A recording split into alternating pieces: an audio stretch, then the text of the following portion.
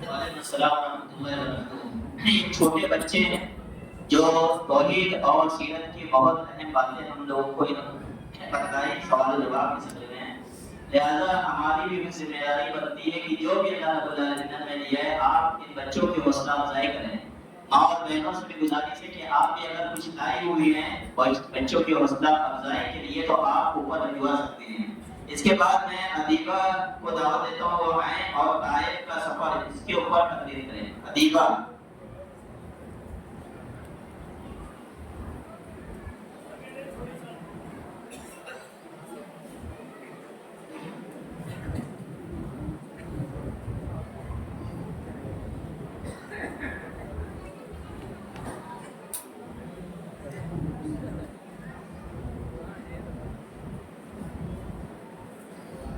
راستے سے تھوڑا ہٹ جائیں، لوگ اوپر جگہ خالی اوپر چلے جائیں۔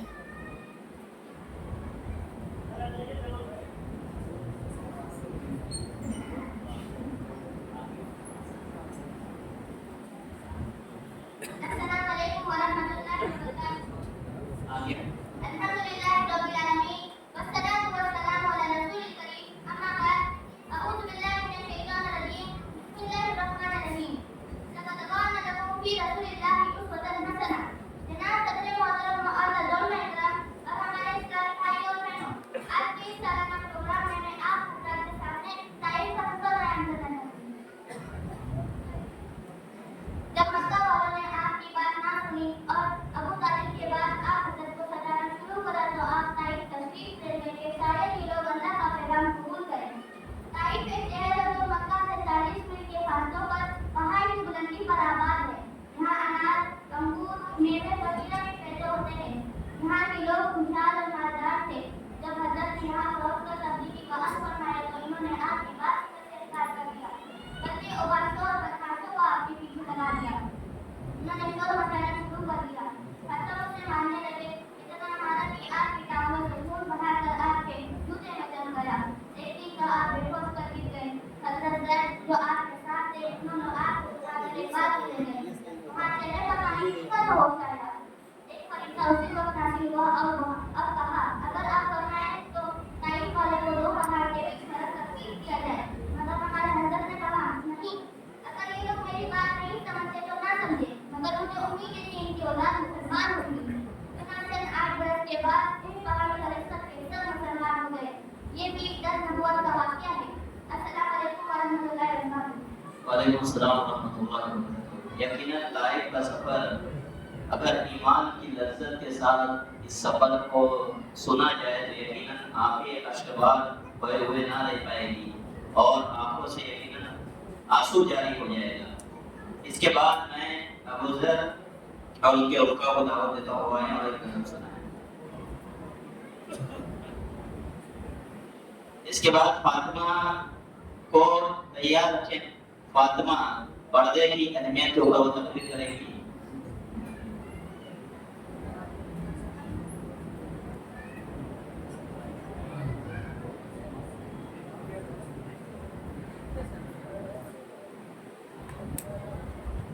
السلام علیکم ورحمۃ اللہ وبرکاتہ۔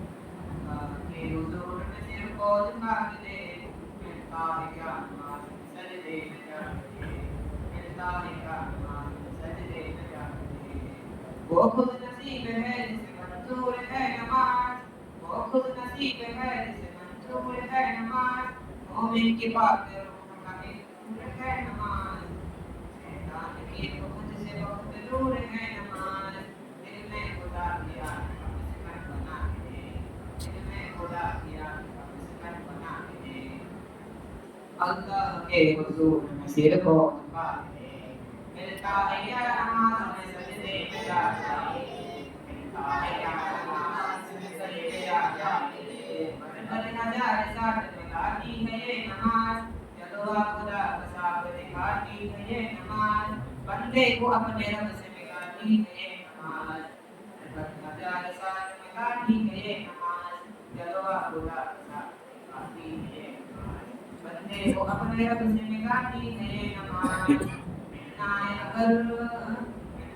अगर खुदा से मुसल्ला बिछा भी दे, मिलता है क्या नमाज सजदे में जाके, मिलता है क्या नमाज सजदे में जाके, अल्लाह के हुजूर में सिर को झुका के, मिलता है क्या नमाज सजदे में जाके। मुनकर नकीर कब्र में पूछेंगे जब हिसाब, देगा नमाज की ये नमाजी का खुद हिसाब, मिट जाएगा नमाज सब कब्र का अज़ाब, इस रब्बुल आलमीन से दूरों लगा के दे, इस रब्बुल आलमीन से दूरों लगा के दे, अल्लाह के हुजूर में सिर को झुका के दे, मिलता है क्या नमाज सजदे में जाके, अल्लाह के हुजूर में सिर को झुका के दे, मिलता है क्या नमाज सजदे में जाके। उस रब्बुल जलाल की मर्जी नमाज है, और किसी की और में जाके सीढ़ी नमाज है, दरवाज़े दर्शन में खींची नमाज है, सब कुछ मिलेगा खुद को नमाजी बना के दे, मिलता है क्या नमाज सजदे में जाके, मिलता है क्या नमाज सजदे में जाके, अल्लाह के हुजूर में सिर को झुका के दे, मिलता है क्या नमाज सजदे में जाके। वो रब्बुल आलमीन है मुख्तार है वही, रहमान है रहीम है गफ्फार है वही, बेशक तेरी नमाज का पिदार है वही, नाराज यूं न हो बंदे खुदा के दे, अल्लाह के हुजूर में सिर को झुका दे, मिलता है क्या नमाज सजदे में जाके, मिलता है क्या नमाज सजदे में जाके। अस्सलामु अलैकुम वरहमतुल्लाहि वबरकातुहू। वालेकुम अस्सलाम वरहमतुल्लाहि वबरकातुहू। इसके बाद फातिमा पर्दे की अहमियत, इस मौजू में ज़रा गुफ्तगू कर रहे हैं, पर्दे की। इसके बाद अलीजा उनके रुका को ऊपर भेजते हैं। अलीजा अस्सलामु अलैकुम वरहमतुल्लाहि वबरकातुहू। अऊज़ु बिल्लाहि मिनश शैतानिर रजीम। बिस्मिल्लाहिर रहमानिर रहीम। या अय्युहन नबिय्यु कुल लिअज़वाजिका व बनातिका व निसाइल मुमिनीना युदनीना अलैहिन्ना मिन जलाबिबिहिन्ना ذلك أدنى يعرفنا فلا يزينا وكان الله غفورا رحيم. तर्जुमा, ऐ पैगंबर सल्लल्लाहु अलैहि वसल्लम, तुम अपनी बीवी और बेटियों और मुसलमान औरतों से कह दो कि बाहर निकले तो अपने चेहरे पर चादर लटकाकर मुंह पर चादर लटकाकर मुंह पर उड़ा ले। ये चीज उनके लिए मौजूदी शनाख्त होगी, मौजूदी शनाख्त और इम्तियाज होगी।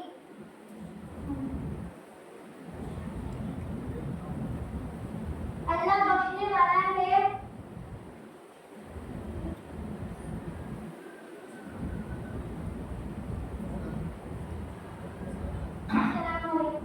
अस्सलाम।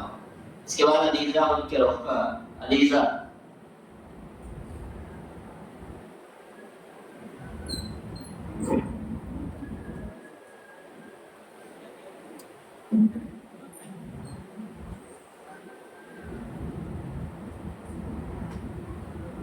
अस्सलामु अलैकुम वरहमतुल्लाहि वबरकातुहू।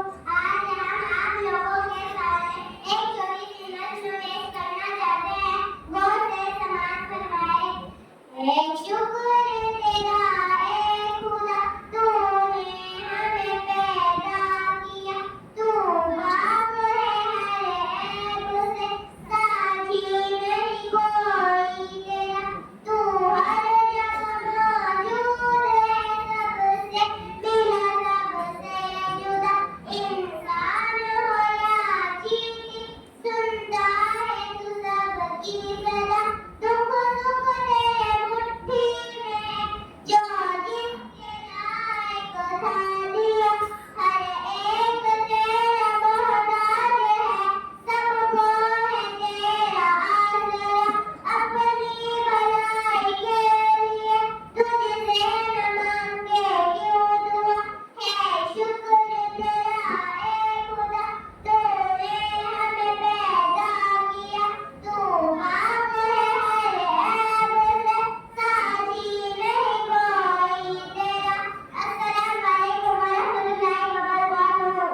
وعلیکم السلام ورحمۃ اللہ وبرکاتہ۔ اس کے بعد میں ابو ذر اور ان کے رفقا کو دعوت دیتا ہوں، وہ آئیں سیرت نبی صلی اللہ علیہ وسلم کے تعلق سے کچھ باتیں بتائیں۔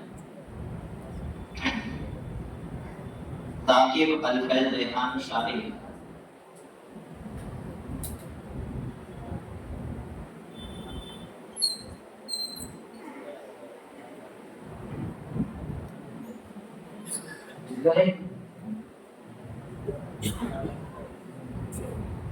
السلام علیکم ورحمۃ اللہ وبرکاتہ۔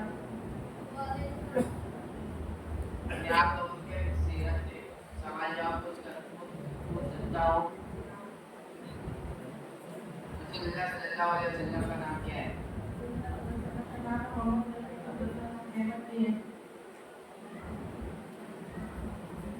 ہمارے رسول اللہ صلی اللہ علیہ وسلم کے والد اور والدہ دادی اور دادا کا نام بتاؤ۔ والد کا نام ہے عبداللہ، والدہ کا نام ہے بیبی آمنہ، دادا کا نام ہے ابو بکر، دادی کا نام ہے فاطمہ۔ رسول اللہ صلی اللہ علیہ وسلم کے والد کا انتقال کب ہوا؟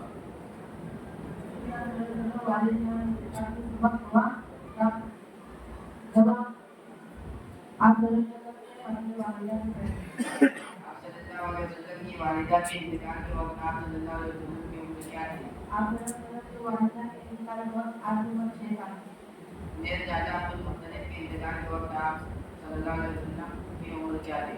میرے دادا عبد المطلب کے انتقال کے وقت آپ کی عمر 8 سال تھی۔ رسول اللہ صلی اللہ علیہ وسلم کو اور آپ پیدا ہوئے۔ رسول اللہ صلی اللہ علیہ وسلم کو ربیع الاول بنت حضرت پاک کو منتخب ہوئے، پھر میرے مبارک وابق مکہ میں پیدا ہوئے۔ رسول اللہ صلی اللہ علیہ وسلم کے وہ چاچا جنہوں نے آپ کی کفالت کی، ان کا نام کیا ہے؟ رسول اللہ صلی اللہ علیہ وسلم آپ کی عبادت کی طرف پیدا ہوتا ہے۔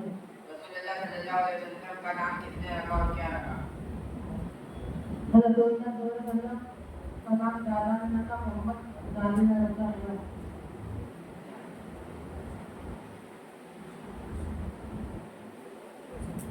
ہمارے نبی صلی اللہ علیہ وسلم کے کتنے لڑکے اور کتنی لڑکیاں تھیں؟ ہمارے نبی صلی اللہ علیہ وسلم نے 4 لڑکے اور 3 لڑکے اور 4 لڑکیاں تھیں۔ ان کا نام بتاؤ۔ زینب، فاطمہ، کلثوم، رقیہ، عبداللہ، قاسم، ابراہیم۔ ہمارے نبی رسول اللہ صلی اللہ علیہ وسلم کی والدہ کے بعد سب سے پہلے آپ صلی اللہ علیہ وسلم کو کس نے دودھ پلایا؟ ابو جہل کی بیٹی سویبہ۔ رسول اللہ صلی اللہ علیہ وسلم کے دادا عبد المطلب کے انتقال کے بعد آپ صلی اللہ علیہ وسلم کی پرورش کے ذمہ داری کس نے سنبھالی؟ ابو طالب تھی۔ مکہ میں وہ کون سی خاتون تھی جو بیوی و عقل مضمون اور مالدار تھی؟ خدیجہ رضی اللہ عنہا۔ نکاح کے وقت میں خدیجہ رضی اللہ عنہا کی عمر 40 سال اور خدیجہ رضی اللہ عنہا اور رسول اللہ صلی اللہ علیہ وسلم کی عمر نکاح کے وقت میں کتنے؟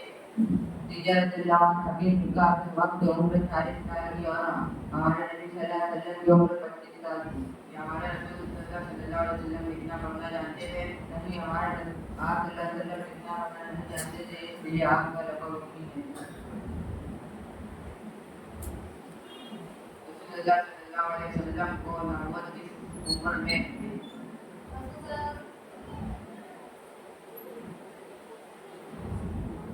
40 سال کی عمر میں آپ صلی اللہ علیہ وسلم کو نبوت سب سے پہلے وہی کہاں نازل ہوئی؟ سب سے پہلے وہی غار ہرا میں۔ رسول اللہ صلی اللہ علیہ وسلم کے بعد غار ہرا میں کون اللہ کا پیغام لایا؟ رسول اللہ صلی اللہ علیہ وسلم کے بعد غار ہرا میں حضرت جبرائیل علیہ السلام وہی نازل ہونے کے بعد رسول اللہ صلی اللہ علیہ وسلم کہاں آئے؟ وہی نازل ہونے کے بعد حضرت صلی اللہ علیہ وسلم حضرت خدیجہ رسول اللہ صلی اللہ علیہ وسلم نے خدیجہ رضی اللہ عنہا سے کیا کہا؟ رسول اللہ صلی اللہ علیہ وسلم نے خدیجہ رضی اللہ عنہا سے کہا، میں اس واقعات سے گزر رہا ہوں جس سے مجھے جان دی ہے۔ خدیجہ رضی اللہ عنہا نے رسول اللہ صلی اللہ علیہ وسلم کو کس طرح اطمینان دلایا؟ خدیجہ رضی اللہ عنہا نے کہا، اللہ آپ کو کبھی ضائع ہونے نہیں دے گا، اس لیے کہ آپ ان کا خیال رکھتے ہیں اور بیواؤں، یتیموں اور غریبوں کی مدد کرتے ہیں۔ رسول सल्लल्लाहु अलैहि वसल्लम ने बड़े होने के बाद कौन सा पैसा इख्तियार किया? बड़े होने के बाद पहले मक्का में पहले तिजारत का पैसा किया। रसूलुल्लाह सल्लल्लाहु अलैहि वसल्लम के सबसे बड़े दुश्मन कौन थे? रसूलुल्लाह सल्लल्लाहु अलैहि वसल्लम के सबसे बड़े दुश्मन अबू जहल और अबू लहब थे। सबसे पहले इस्लाम लाने वाले कौन लोग हैं? औरतों में हज़रत खदीजा रज़ियल्लाहु अन्हा, मर्दों में आप सल्लल्लाहु अलैहि वसल्लम के दो सफर अबू बकर सिद्दीक़ रज़ियल्लाहु अन्हा, बच्चों में हज़रत अली रज़ियल्लाहु अन्हा, गुलामों में हज़रत ज़ैद रज़ियल्लाहु अन्हा। रसूलुल्लाह सल्लल्लाहु अलैहि वसल्लम को मिराज कब? नबूवत के 10वीं साल हिजरत से पहले आप सल्लल्लाहु अलैहि वसल्लम को मेराज हुई। रसूलुल्लाह सल्लल्लाहु अलैहि वसल्लम नबूवत मिलने के बाद कितने साल मक्का में दावत और तबलीग का काम किया? रसूलुल्लाह सल्लल्लाहु अलैहि वसल्लम ने नबूवत मिलने के बाद 13 साल मक्का में दावत और तबलीग का काम किया। हिजरत के वक्त में रसूलुल्लाह सल्लल्लाहु अलैहि वसल्लम अपने बिस्तर और किसको लेकर आया था? और किसके हमरा चले? रसूलुल्लाह सल्लल्लाहु अलैहि वसल्लम ने हिजरत के वक्त हज़रत अली रज़ियल्लाहु अन्हा को अपने बिस्तर पर लेकर आया और हज़रत अबू बकर के साथ हमरा चले। हुआ में रसूलुल्लाह सल्लल्लाहु अलैहि वसल्लम ने कितने दिन क़याम किया और किस चीज़ की बुनियाद रखी? रसूलुल्लाह सल्लल्लाहु अलैहि वसल्लम ने कुबा में 14 दिन क़याम किए और एक मस्जिद की बुनियाद रखी। रसूलुल्लाह सल्लल्लाहु अलैहि वसल्लम दुश्मन से जान छुड़ाने के लिए क्या कहाँ छुपे? रसूलुल्लाह सल्लल्लाहु अलैहि वसल्लम अपनी जान छुड़ाने के लिए गारे सौर में छुपे। अस्सलामु अलैकुम वरहमतुल्लाहि वबरकातुहू।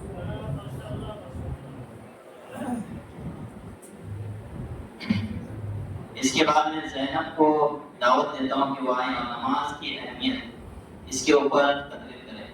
ज़ैनब।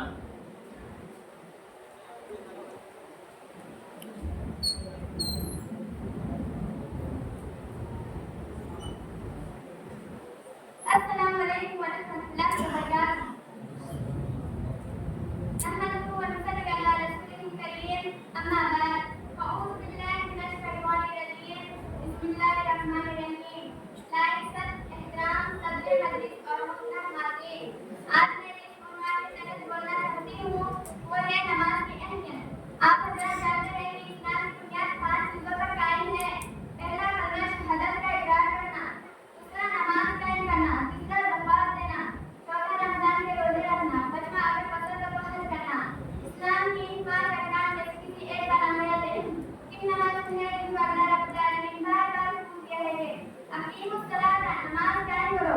इसी तरह नमाज के अहमियत का जिक्र करते हुए फरमाता है कि इन्ना सलात तनहा अनिल फहशाई वल मुनकर, बेशक नमाज बेहयाई और बुराई से रोकती है। मेरे भाइयों और बहनों और बुजुर्गों, नमाज की अहमियत के बारे में बहुत सा हदीस भी आई हुई है। जैसा कि अब्दुल्लाह बिन मसऊद रज़ियल्लाहु तआला अन्हु कहते हैं कि मैंने रसूल सल्लल्लाहु अलैहि वसल्लम से पूछा, अय्युल आमाली अफदल, कौन सा अमल सबसे फजीलत वाला है? क़ाला अस्सलातु लिवक्तिहा, नमाज को अपने वक्त पर पढ़ना। इसी तरह हदीस में नमाज को गुनाहों का कफ़ारा कहा गया है। नमाज को दीन की सुकून, नमाज को आंखों की सुकून कहा गया है। नमाज को दीन की सुकून कहा गया है। नमाज के बगैर दीन का कायम रहना मुश्किल है। 10 तारीखों के बाद नमाज पढ़ने वाले को मानने का भी हुक्म दिया गया है। तो बताया गया है कि मोमिन और काफिर में फर्क करने वाली चीज नमाज है। नमाज के अहमियत का अंदाजा इससे लगाया जा सकता है कि नमाज की फजीलत ज़मीन पर हज़रत जिब्रील अलैहिस्सलाम के वास्ते से नहीं बल्कि सातवें आसमान अर्ज़ मेराज के रात में अल्लाह ताला ने खुद अपने महबूब हज़रत मोहम्मद मुस्तफा सल्लल्लाहु अलैहि वसल्लम को अता फरमाई। नमाज पहले 50 वक्त की फर्ज थी। अल्लाह ताला ने अपने बंदों पर सख्त करते हुए 5 वक्त की मदद किया। अब नमाज निज़ाम में 50 वक्त की है और अमली जिंदगी में 5 वक्त की है। मेरे भाइयों और बहनों, आज जब मुस्लिम आज़ाद पर निगाह डालते हैं तो देखते हैं बात लोग कलमा शहादत का इकरार कर लेने के बावजूद नमाज की पाबंदी करते हैं, ना कोई अहमियत देते हैं। लिहाजा आज ज़रूरत इस बात की है कि हम बेनमाज़ों की नमाज की अहमियत बताकर समझाकर इसकी पाबंदी कराएं, क्योंकि हदीस के अंदर है कि क़यामत के दिन सबसे पहले नमाज के बारे में हिसाब होगा। आखिर में अल्लाह ताला से दुआ है कि हम सबको नमाज की अहमियत को समझना और उसको समझाने की तौफीक अता फरमा। आमीन। वाक़िअ दवाना अस्सलामु अलैकुम। वालेकुम सलाम वरहमतुल्लाहि वबरकातुहू। यकीनन दीन इस्लाम के अंदर नमाज की बहुत बड़ी अहमियत है और नमाज यकीनन हमें बेहयाई और बुराइयों के कामों से रोकती है, ये हकीकत है। इसके बाद मैं अम्मार अब्दुल کریم اور اس کے رخا کو دعوت دیتا ہوں وہ آئیں اور ایک حمد سنائیں.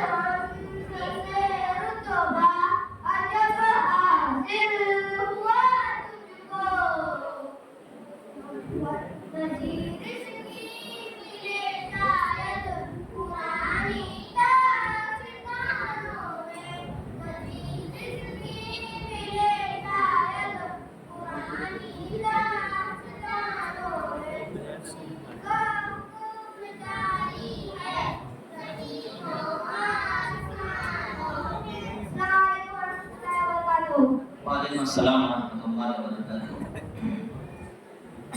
آپ لوگوں نے بہت ہی اطمینان سے سنا اور یہاں پر ہم لوگ اپنے قیمتی اوقات میں سے وقت نکالا اس بچوں کے اجلاس کے لیے، لیکن آپ بھی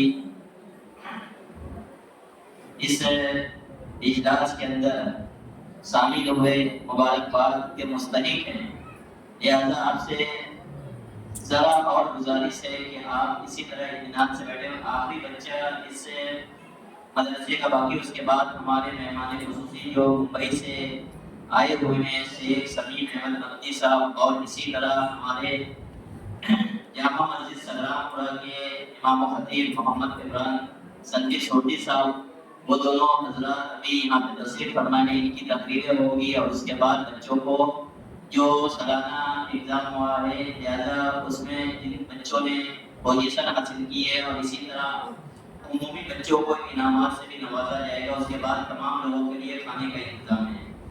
آخری بچہ ابو حنظلہ، وہ آئے رمضان المبارک کے موضوع کے اوپر تقریر کریں.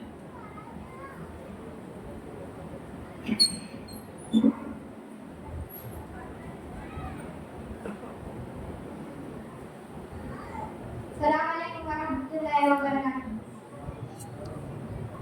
الحمد للہ رب العالمین، الصلاۃ والسلام علی رسول الکریم، اما بعد. قال اللہ تعالی فی القرآن المجید والفرقان الحمید. اعوذ باللہ من الشیطان الرجیم، بسم اللہ الرحمن الرحیم. یا ایھا الذین آمنوا کتب علیکم الصیام کما کتب علی الذین من قبلکم لعلکم تتقون. صدر محترم، معزز علماء کرام، معزز سامعین کرام اور میرے دینی میرے بھائیوں، آج کے سالانہ جلسہ میں میری تقریر کو عنوان رمضان المبارک. رمضان المبارک اسلامی مہینوں کو مقدس جانا جاتا ہے. اس مہینے کے تمام ایام میں روزہ رکھنا ہر بالغ کو آخر مسلمان کا لازم کر دیا گیا ہے. یہ مبارک ماہ ہر عمل فال کا دوگنا اجر ملتا ہے.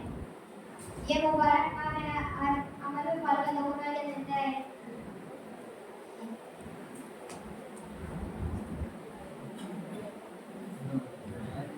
یہ مقدس ماہ مسلمانوں کو جہنم سے بچاتا ہے. قرآن کو حدیث سے رمضان المبارک کو بہت ہی اہمیت حاصل ہے.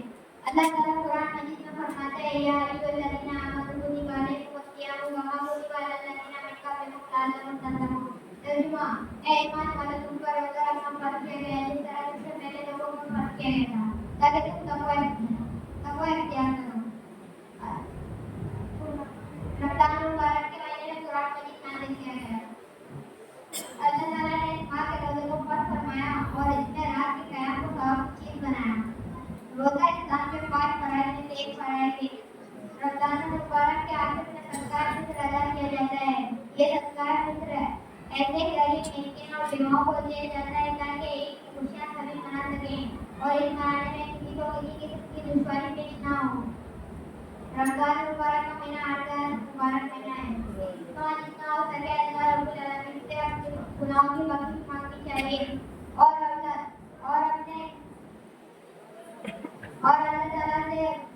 کا بہت زیادہ شکریہ ادا کرنا چاہیے.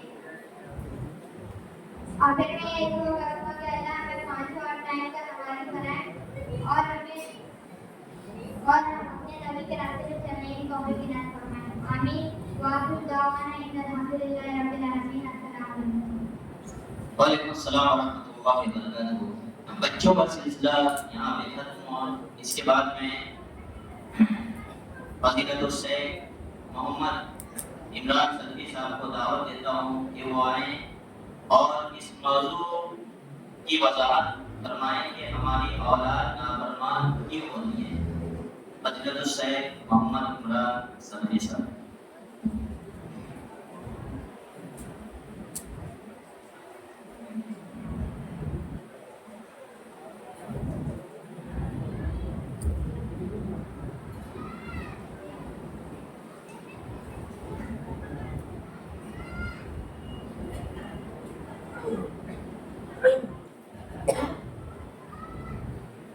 السلام علیکم ورحمۃ اللہ وبرکاتہ. الحمد لله نحمده ونستعينه ونستغفره ونعوذ بالله من شرور انفسنا وسيئات اعمالنا. من يهده الله فلا مضل له ومن يضلل فلا هادي له واشهد ان لا اله الا الله وحده لا شريك له واشهد ان محمدا عبده ورسوله.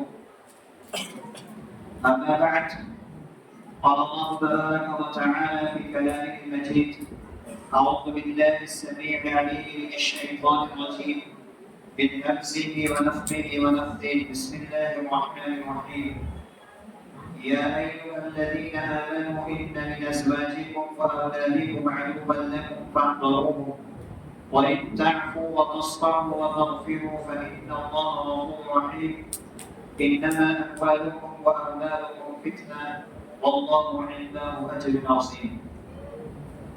ہر قسم کی تعریف، توصیف، کبریائی، بڑائی، حمد و ثنا مصدع وحدہ لا شریک لہ، مالک کائنات، مالک ارض و سماء کے شاعر شان ہے، جو ہمارا اور اس ساری کائنات کا مربی، پالنہار، مشرق کشا، حاجت روا ہے، جس کی ذات میں، جس کی صفات میں، جس کی ربوبیت و الوہیت میں اس کا کوئی ہمسر، شریک اور سازی نہیں ہے۔ بالہ لا تعالی منت بے شمار درود و سلام نازل ہو اللہ کے تمام نبی اور رسولوں پیغمبروں پر، خصوصاً آخری نبی رحمت للعالمین خاتم النبیین محمد رسول اللہ صلی اللہ علیہ وآلہ وسلم پر۔ اللهم صل على محمد وعلى آل محمد كما صليت على إبراهيم وعلى آل إبراهيم إنك حميد مجيد. اللهم بارك على محمد وعلى آل محمد كما باركت على إبراهيم وعلى آل إبراهيم إنك حميد مجيد. معزز علماء کرام، عزیز ساتھیوں، نوجوان دوستوں، فرزانہ خواتین، ایک بہت لمبے عرصے سے ہم اور آپ یہاں پر تشریف فرما ہیں اور قرآن و سنت کی باتیں ہم سماعت کر رہے ہیں۔ یقیناً قرآن و سنت کی روح سے ہمارا یہاں بیٹھنا فضیلت سے اور اجر و ثواب سے خالی نہیں ہے۔ رسول اللہ صلی اللہ علیہ وسلم کی بے شمار حدیثیں ہیں جو اس طرح کی محفلوں اور مجلسوں کی اہمیت اور فضیلت پر دلالت کرتی ہے اور ہمارے سامنے اس کے ثواب کو بیان کرتی ہے، جسے پڑھ کر کے اور سن کر کے یہ بات سمجھ میں آتی ہے کہ یقیناً ہم ان سے بہتر ہیں جو اس وقت دنیا کے کاموں میں، لائنی کاموں میں لگے ہوئے ہیں۔ اللہ تعالیٰ نے ہمیں منتخب کیا، ہمیں پسند کیا، ہمیں چنا اس گھر میں اکٹھا ہونے کا اور اکٹھا ہو کر قرآن و سنت کی باتوں کو سننے کا یہ موقع فراہم کیا۔ یہ بھی اللہ تبارک و تعالیٰ کا ایک بہت بڑا احسان ہے۔ الحمدللہ مدرسے کے بچوں نے ہمارے اور آپ کے سامنے دینی مظاہرہ کیا، قرآن و سنت کی باتیں ہمارے اور آپ کے سامنے رکھی۔ مسجد حمزہ، اس مدرسے حمزہ کے نونہاد بچوں نے اپنے اپنے انداز میں تقریروں کے ذریعہ، نظموں کے ذریعہ یا اس طریقے سے مکالمات کے ذریعہ اپنا مظاہرہ آپ کے سامنے پیش کیا۔ یقیناً یہ دینی ادارے، دینی مکاتب، دینی مدارس اسلام کے قلعے ہیں۔ اسلام کے قلعے میں اگر انہیں ڈھا دیا جائے، اگر انہیں کمزور کر دیا جائے تو ہمارا ایمان، ہمارا اسلام کمزور ہو جائے گا۔ اسلام کے قلعے، اسلام کے محافظ اور اسلام کے حفاظت کرنے والی اگر کوئی چیز ہے تو یہ مکاتب ہے، یہ مدارس ہے، جس کا آج دنیا کے اندر الحمدللہ جال بچھا ہوا ہے۔ اور ہم سب کی ذمہ داری ہے کہ اس طرح کے مدارس اور مکاتب کو سپورٹ کریں، ان کا تعاون کریں، ان کے ہمدرد بن کر کے رہیں۔ آج دیکھیے کالجوں کا حال، اسکولوں کا حال کیا ہے۔ وہاں پر جو ہے منتھلی فیس وصول کی جاتی ہے، تقریباً فیس دی جاتی ہے اور فیس لے کر کے بچوں کو پڑھایا جاتا ہے، پھر بھی وہاں پر مسلمان جو ہے لائن میں کھڑے رہتے ہیں، داخلہ ملنا مشکل ہو جاتا ہے، ایڈمیشن مشکل ہو جاتا ہے۔ بڑی بڑی اسکولوں میں ابھی بچہ پیدا ہوتا ہے، پیدا ہونے کے بعد ہی اس کا نام وہاں پر جو ہے داخل کروانا پڑتا ہے، کیونکہ وہاں اتنی لمبی قطار رہتی ہے۔ مسلمان پیسہ دے کر کے، پیسہ خرچ کر کے وہاں تعلیم دلاتا ہے، دنیاوی تعلیم اور اصلی تعلیم کے پیچھے فدا ہو جاتا ہے۔ لیکن یہ مدارس جہاں پر مفت میں تعلیم دی جاتی ہے، فری میں تعلیم دی جاتی ہے، اور علماء کرام آپ کے سامنے اپنا وقت لگا کر کے آپ کے بچوں کی آخرت کو سنوارتے ہیں، آپ کے بچوں کی آخرت کو بنانے کی کوشش کرتے ہیں، اس طرف ہماری توجہ نہیں رہتی ہے۔ یا کہتے ہیں کہ یہ تو اصلی تعلیم سے بہت کم رہتی ہے، توجہ زیادہ اصلی تعلیم میں رہتی ہے۔ یہ تعلیم دنیاوی تعلیم ہے، یہ تعلیم اصل تعلیم ہے، یہ تعلیم ہمیں قبر میں کام آنے والی ہے، یہ تعلیم ہمیں آخرت میں کام آنے والی ہے۔ قبر میں جانے کے بعد منکر نکیر سب سے پہلے ہمیں کسی اور چیز کے بارے میں سوال نہیں کریں گے، اللہ تبارک و تعالیٰ کی حقیقت کے بارے میں سوال کریں گے، رب کی ربوبیت کے بارے میں سوال کریں گے، تیرے خالق کے بارے میں، تیرے پالنہار کے بارے میں سوال کریں گے اور پوچھیں گے مطلب ہوگا تیرا رب کون ہے، تیرا رب کون ہے، تیرا پروردگار کون ہے۔ فرشتہ کوئی اور سوال نہیں کرے گا، دنیا کی تعلیم سے متعلق آپ سے نہیں پوچھا جائے گا کہ آنکھ کا کیا علاج ہوتا ہے، کان کا کیا علاج ہوتا ہے، مشین کیسے بنائی جاتی ہے، گاڑی کیسے بنائی جاتی ہے۔ اللہ کا فرشتہ قبر میں آنکھ کے کھلنے کے بعد سب سے پہلے مجھ سے اور آپ سے یا جو بھی قبر کے اندر جاتا ہے سب سے پہلے اللہ تبارک و تعالیٰ کی ربوبیت کے بارے میں، رب کی حقیقت کے بارے میں پوچھتا ہے۔ اور یہ تعلیم ہمیں کون سی اسکول دیتی ہے، یہ تعلیم ہمیں کون سی یونیورسٹی دیتی ہے، اللہ کا تعارف کہاں کرایا جاتا ہے، رب العالمین کا انٹروڈکشن کہاں کرایا جاتا ہے۔ یہی وہ مدارس ہے، یہی وہ مکاتب ہے، یہی وہ بنیادی جو ہے تعلیم کے ادارے ہیں جہاں پر ہمارے بچوں کو رب العالمین کی حقیقت کے بارے میں بتایا جاتا ہے کہ ہمارا رب اگر کوئی ہے تو اللہ ہے، ہمارا خالق اگر کوئی ہے تو اللہ ہے، ہمارا رازق کوئی اگر ہے تو اللہ ہے، ہمیں پیدا کرنے والا اگر کوئی ہے تو اللہ ہے، مشکل کشا کوئی ہے تو اللہ ہے، حاجت روا ہے تو وہ اللہ ہے۔ یہی ساری بنیادی تعلیمات یہاں سے بچے سیکھ کر کے جاتے ہیں۔ اور آج جتنے بھی بڑے بزرگ یہاں پر بیٹھے ہیں اور ان کے پاس جو کچھ بھی علم ہے، میں یہ بات دعوے کے ساتھ کہہ سکتا ہوں کہ یہی مدارس کی دین ہے، یہی مکاتب کی دین ہے، یہی مدارس کے قیام کا وجود ہے کہ آج اتنا بوڑھے ہو جانے کے بعد بھی، اتنے جو ہے عمر گزرنے کے بعد بھی انہیں جو دعائیں یاد ہے، نماز کا طریقہ یاد ہے، اسلام کے موٹے موٹے مسائل جو یاد ہے، وہ کہاں سے سیکھے، کس اسکول سے سیکھ کر کے آئے، کس یونیورسٹی سے سیکھ کر کے آئے، یہی مدارس سے سیکھا، علماء سے سیکھا۔ لیکن افسوس کہ آج مدارس کی اہمیت گھٹ چکی ہے، علماء کا مقام گھٹ چکا ہے، علماء کی اہمیت گھٹ چکی ہے۔ سماج اور معاشرے کے اندر ایک طبیب کے ساتھ، ایک ڈاکٹر کے ساتھ، ایک وکیل کے ساتھ، ایک انجینئر کے ساتھ جو محبت کا، شفقت کا، حسن سلوک کا برتاؤ کیا جاتا ہے، عالم اس سے بہت تک محروم رکھا جاتا ہے، عالم کو، حافظ کو اس حد سے بہت محروم رکھا جاتا ہے، بہت نیچی نگاہوں سے اسے دیکھا جاتا ہے۔ اس کو کہیے کہ ہماری بہت بڑی کمزوری ہے، ہماری بہت بڑی ایمانی ضعف کی یہ بہت بڑی دلیل ہے کہ ہم نے اللہ کے دین کے سکھانے والوں کو، قرآن و سنت کی تعلیم دینے والوں کو بہت ہلکے میں رکھا ہے، بہت معمولی میں رکھا ہے، بہت کمزور نگاہوں سے انہیں دیکھا ہے، بہت کمزور نظریے سے ہم نے انہیں پرکھا اور جانچا اور دیکھا ہے، جبکہ یہی وہ لوگ ہیں جن کی جو اللہ کے نبی صلی اللہ علیہ وسلم کی جو ہے شریعت کے وارث اور آپ کے علم کے وارث ہیں۔ حضرات گرامی، دنیا میں اللہ رب العالمین نے ہمیں اور آپ کو جو نعمتیں عطا فرمائی ہے، ان میں ایک عظیم نعمت اولاد ہے، ان میں ایک عظیم نعمت اولاد ہے۔ اولاد اللہ تبارک و تعالیٰ کی بہت بڑی نعمت ہے، اللہ تبارک و تعالیٰ کا بہت بڑا عطیہ ہے۔ قرآن مجید میں اللہ تبارک و تعالیٰ اس اولاد کو ہبہ سے تعبیر کرتا ہے۔ ہبہ مطلب عطیہ دینا، تحفہ دینا، اللہ کا عطیہ ہے۔ یَهْبُ لِمَن یَشَاءُ إِنَاثًا وَيَهْبُ لِمَن یَشَاءُ الذُّکُورَ۔ اللہ فرماتا ہے کہ میں وہاب ہوں، میں وہاب ہوں تو اپنے بندوں میں سے جس کو چاہتا ہوں لڑکے دیتا ہوں، جس کو چاہتا ہوں لڑکیاں دیتا ہوں، جس کو چاہتا ہوں لڑکے اور لڑکیاں دونوں دیتا ہوں، وَيَجْعَلُ مَن یَشَاءُ عَقِیمًا، جس کو چاہتا ہوں بے اولاد رکھ دیتا ہوں۔ حضرات جب یہ اولاد اللہ تبارک و تعالیٰ کی نعمت ہے تو یہ اولاد ہمارے لیے ایک آزمائش بھی ہے، ہمارے لیے اولاد ایک امتحان بھی ہے، ایک آزمائش بھی ہے۔ اولاد کے پا لینے کے بعد، اولاد کے حاصل کر لینے کے بعد ماں باپ کو جو ہے سکون پسند نہیں ہو جانا چاہیے کہ اولاد آ گئی ہم خوش ہو جائیں، اولاد آ گئی ہم خوش ہو جائیں۔ یہ اولاد اگر نافرمان بن جاتی ہے، یہ اولاد اگر بگڑ جاتی ہے، یہ اولاد اگر بد اخلاق ہو جاتی ہے، یہ اولاد اگر بد کردار ہو جاتی ہے تو والدین کے لیے بہت بڑا فتنہ بن جاتی ہے۔ آج سماج اور معاشرے میں جو بڑے بڑے عظیم فتنے پائے جاتے ہیں، انہی فتنوں میں سے وقت کا ایک بہت بڑا فتنہ اولاد کی نافرمانیاں ہے۔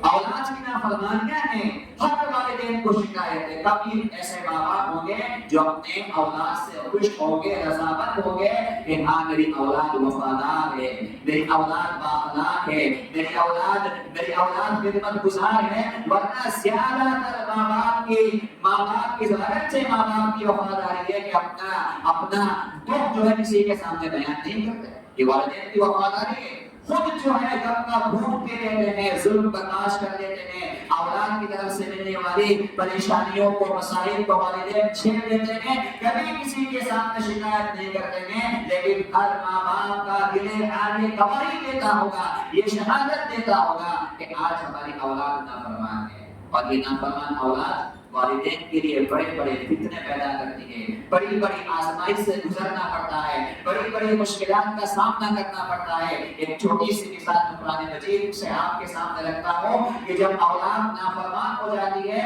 تو کیسے کیسے آزمائشیں جو ہے لوگوں پر آتی ہے. ایک اولو العزم پیغمبر نوح علیہ السلام گزرے ہیں.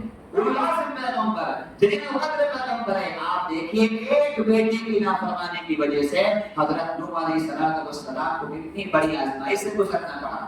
نوح علیہ السلام کے قوم پر عذاب آتا ہے، سیلاب کا عذاب آتا ہے، زمین سے پانی نکلنے لگتا ہے، آسمان سے پانی برسنے لگتا ہے. اور جو ہے صرف نوح علیہ السلام نے جو کشتی بنائی تھی اس میں جو سوار ہوا وہی بچے گا، باقی اللہ نے اعلان کر دیا کہ سب کے سب غرق ہونے والے ہیں، سب کے سب ڈوبنے والے ہیں. نوح علیہ السلام کا ایک بیٹا نوح علیہ السلام دیکھتے ہیں کہ وہ جو ہے پانی میں ڈوبنے والا ہے، سیلاب میں غرق ہونے والا ہے. نوح علیہ السلام اپنے بیٹے کو آواز دیتے اور کہتے یا بنی ارکب معنا ولا تکن مع الکافرین، اے بیٹے آؤ کشتی میں سوار ہو جاؤ اور کافروں میں سے نہ ہو جاؤ. بیٹا کیا کہتا ہے؟ ساوی الی جبل یعصمنی من الماء. کہا کہ ابا جان وہ پہاڑ نظر آ رہا ہے نا، اس پہاڑ پہ چڑھ جاؤں گا، بچ جاؤں گا. قال لا عاصم اليوم من امر الله الا من رحم. نوح علیہ السلام نے کہا کہ آج وہی بچنے والا ہے جس پہ اللہ رحم کرے. ابھی یہ بات پوری ہوئی کہ نہ ہوئی. وحال بینہما الموج فکان من المغرقین. ایک موج آتی ہے، پانی کی ایک لہر آتی ہے اور نوح علیہ السلام کو بیٹے کو جو ہے لے کر کے چلی جاتی ہے. باپ تھے نا، بیٹے کی محبت تھی، بیٹے کی شفقت تھی، بیٹے سے پیار تھا، بیٹے سے لگاؤ تھا. بھلے اولاد نافرمان ہو لیکن والدین اولاد کے لیے تھکتے رہتے ہیں، والدین اولاد کے لیے اللہ سے مانگتے رہتے ہیں. نوح علیہ السلام نے بھی اپنی آواز کو اللہ تبارک و تعالی تک پہنچا دیا اور کہا وَنَادَى نُوحٌ رَبَّهُ فَقَالَ رَبِّ إِنَّ ابْنِي مِنْ أَهْلِي وَإِنَّ وَعْدَكَ الْحَقُّ وَأَنْتَ أَحْكَمُ الْحَاكِمِينَ. کہا اللہ یہ میرا بیٹا ہے، تیرا وعدہ حق ہے، میرا بیٹا میرے اہل سے ہے، میرے خاندان سے ہے. تیرا وعدہ ہے کہ میں تیرے خاندان کو، تیرے فیملی ممبر کو رسوا نہیں کروں گا، ذلیل نہیں کروں گا. اللہ تو اس کو بچائے، اللہ تو اس کو بچانے، اس کی حفاظت کر دے. ایک نافرمان اولاد کے لیے نوح علیہ السلام اللہ سے دعا کرتے ہیں. آسمان سے فوراً ندا آتی ہے، آواز آتی ہے اور اللہ تبارک و تعالیٰ فرماتا ہے انہ لیس من اہلک انہ عمل غیر صالح. کہا نوح اس نافرمان بیٹے کو اپنا فیملی ممبر نہ کہو، اس کو اپنے خاندان کا فرد نہ کہو. کیوں؟ انہ عمل غیر صالح، اس کا عمل اچھا نہیں ہے، اس کا عمل نیک نہیں ہے. وہ تمہارے راستے پر، تمہاری دین پر، تمہاری شریعت پر، تمہارے منہج پر قائم نہیں تھا. وہ تمہارا بیٹا نہیں ہو سکتا، تمہارا اہل نہیں ہو سکتا. فَلَا تَسْأَلْنِي مَا لَيْسَ لَكَ بِعِلْمٍ. اس چیز کا سوال نہ کر جس کا آپ کو علم نہیں ہے. إِنِّي أَعِظُكَ أَن تَكُونَ مِنَ الْجَاهِلِينَ. میں تمہیں نصیحت کرتا ہوں کہ تم نادانوں میں سے نہ ہو جانا. آپ دیکھیے اللہ تبارک و تعالیٰ نے نوح علیہ السلام کو کیسے آزمائش سے گزرنا پڑا.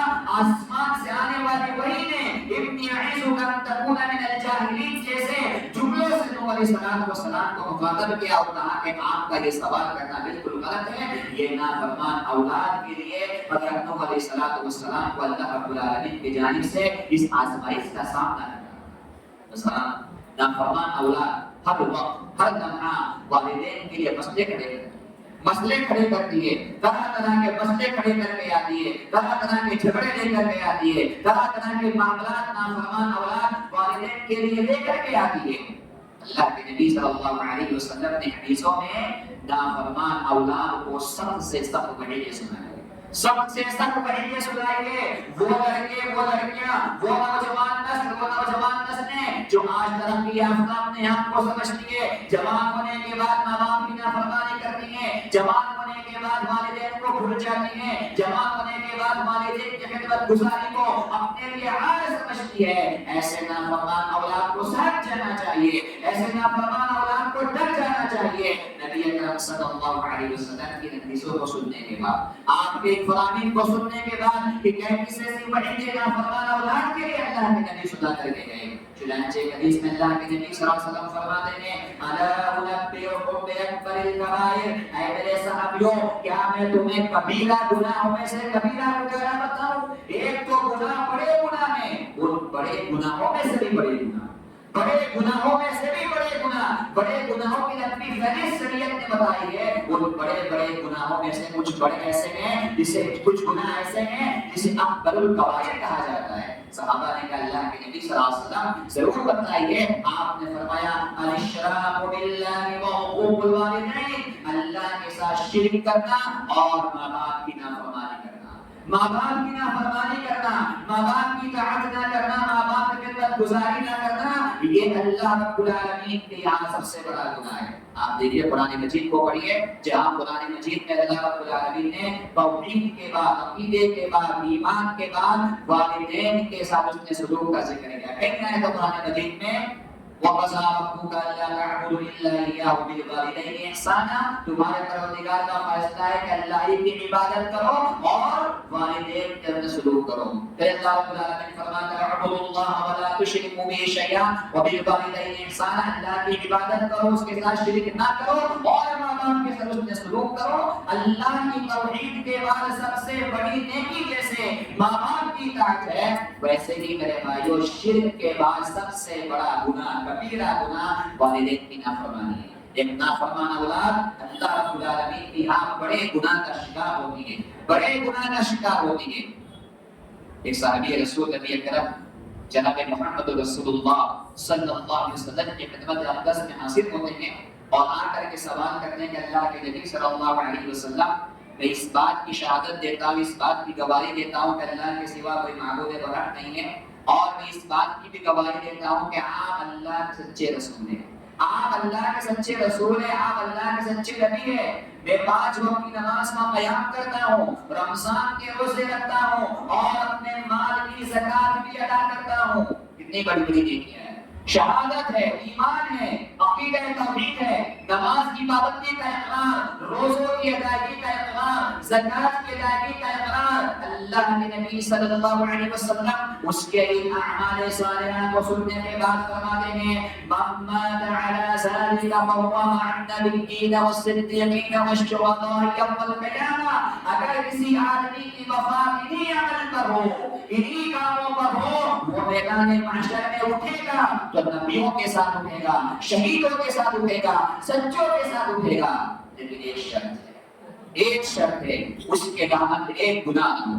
یہ ساری نیکیاں اس کے دامن کے اندر ہیں، اللہ اس کا شمار نبیوں کے ساتھ کرے گا، سچوں کے ساتھ کرے گا، شہیدوں کے ساتھ کرے گا، لیکن ایک شرط ہے۔ اللہ کے نبی کیا شرط ہے؟ وہ فرمایا ما لم يعق والديه، کہا کہ وہ ماں باپ کا نافرمان نہ رہا ہو، وہ ماں باپ کا نافرمان نہ رہا ہو۔ اگر وہ ماں باپ کا نافرمان رہا ہے تو اس کی ساری نیکیاں برباد ہو جائیں گی، اس کی توحید کام نہیں آئے گی، اس کی نمازیں کام نہیں آئے گی، اس کے زکات کام نہیں آئے گی، اس کے روزے کام نہیں آئیں گے۔ یہ ساری نیکیاں اسی وقت اللہ کے یہاں نجات دلا سکتی ہے، نبیوں کے ساتھ، شہیدوں کے ساتھ، اور اسی طریقے سے جو ہے سچوں کے صفوں میں کھڑا کر سکتی ہے، جب وہ ان نیکیوں کے کرنے کے بعد والدین کا اطاعت گزار رہا ہو، والدین کا فرمانبردار رہا ہو۔ نسائی کی روایت، نبی اکرم جناب محمد رسول اللہ صلی اللہ علیہ وسلم ارشاد فرماتے ہیں ثلاثۃ لا ينظر اللہ الیہم یوم القیامہ،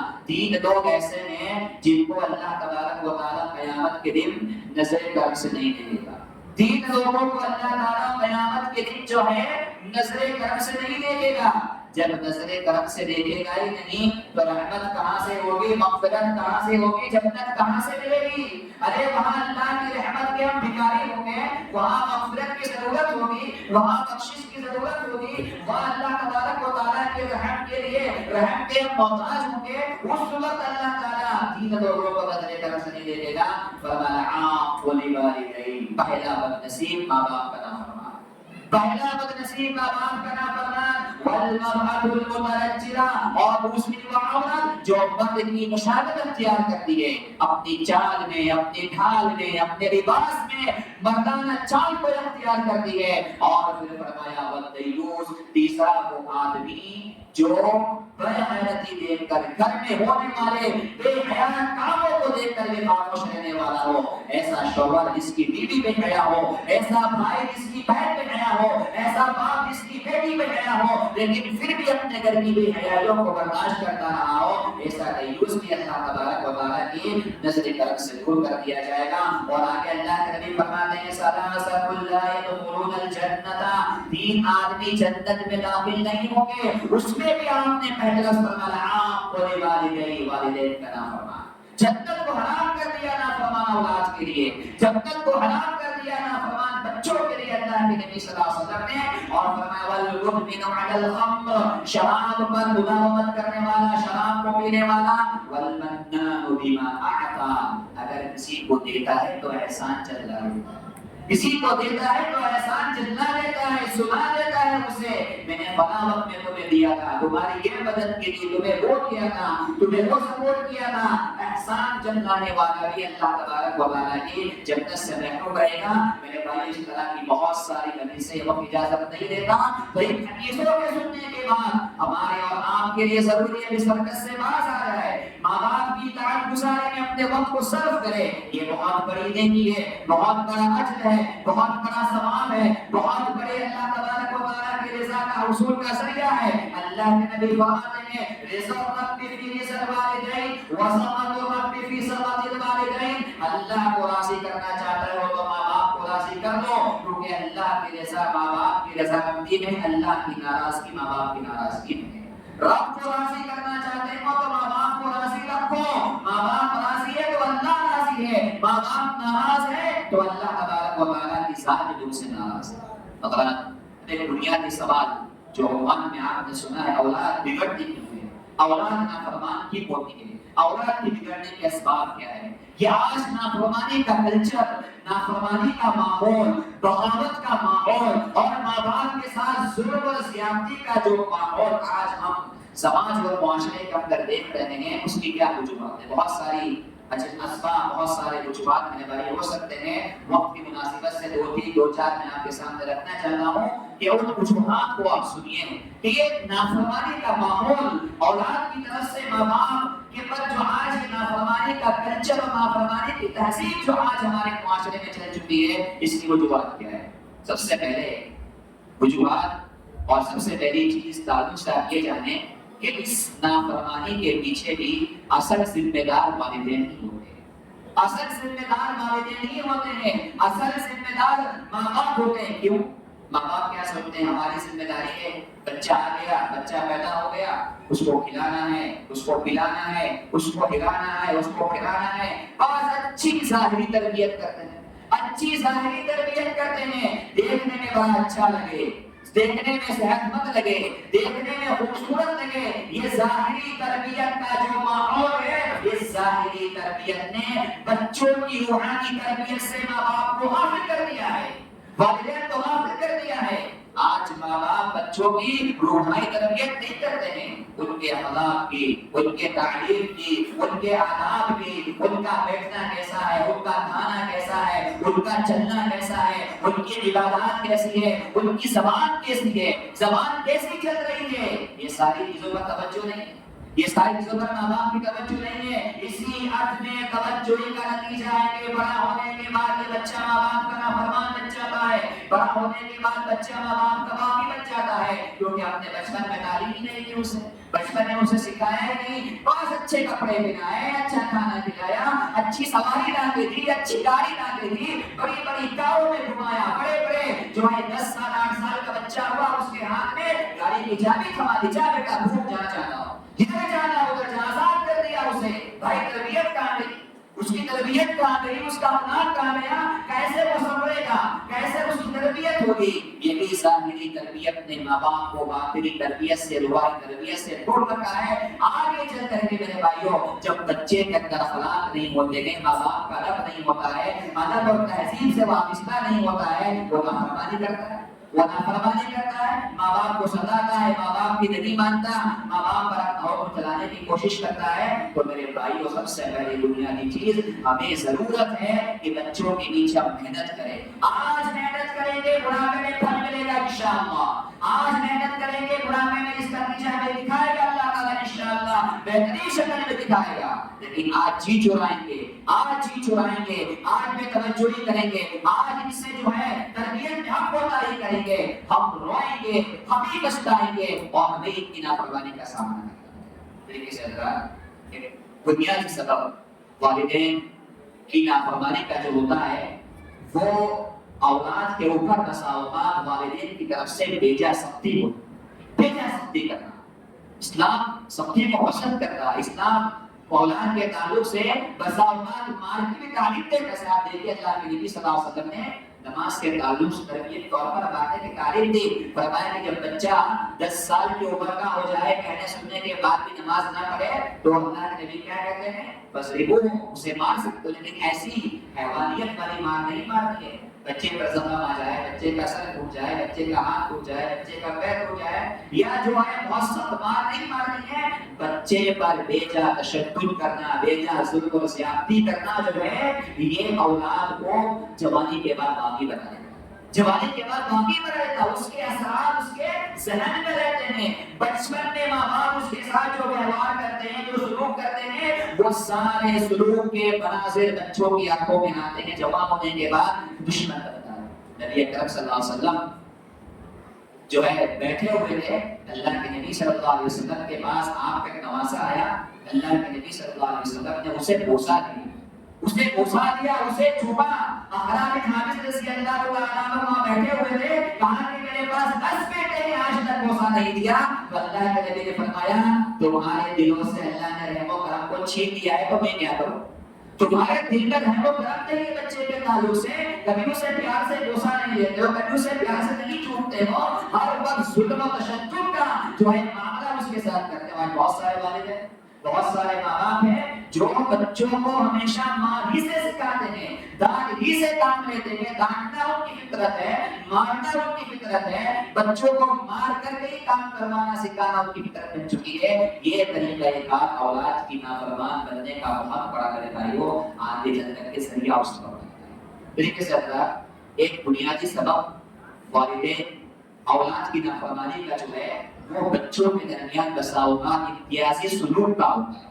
امتیازی سلوک کا ہوتا ہے۔ کسی کے پاس بیٹے بیٹیاں زیادہ ہے تو اب وہ کسی ایک بچے کو، ایک بیٹی کو نظر انداز کر دیتا ہے، نظر انداز کر دیتا ہے، چھوڑ دیتا ہے، اس کا توجہ نہیں دیتا ہے، دوسروں کو کھلاتا ہے، پلاتا ہے، اس کے لیے ہدیے لاتا ہے، تحفے لاتا ہے، کپڑے خریدتا ہے، لیکن کسی ایک کو، کسی دو کو نظر انداز کر دیتا ہے، اسے محبت نہیں دیتا، اس کے ساتھ سلوک نہیں کرتا، اسے لباس نہیں دیتا، اسے اچھے کھانے لا کر کے نہیں دیتا، اس کے ساتھ اس کا ویوہار برا ہوتا ہے۔ یہی وہ ویوہار بچے کو آگے چل کر کے ماں باپ کا نافرمان کرتا ہے۔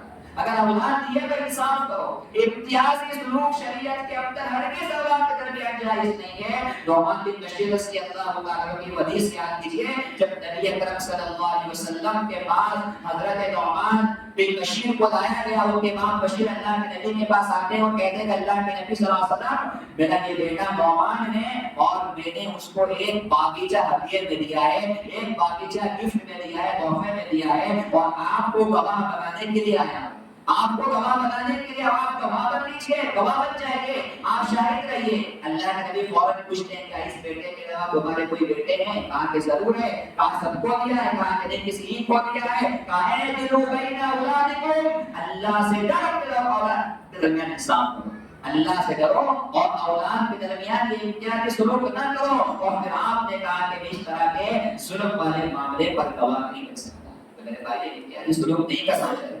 بچہ جیسا بھی ہو، اگر کوئی ذہنی اعتبار سے کمزور ہے، جیسا ہوتا ہے کوئی بچہ پڑھنے میں آگے ہوتا ہے، ماں باپ فدا ہو جاتا ہے اس کے اوپر، اچھے نمبرات لا رہا ہے، بہت محبت ہو گئی، اور ایک بیچارہ تھوڑا کم ہوتا ہے، ذہنی اعتبار سے کم ہوتا ہے تو ماں باپ اسے نظر انداز کرتے ہیں۔ میرے بھائیوں، نظر اندازی بعد میں بہت مہنگی پڑتی ہے۔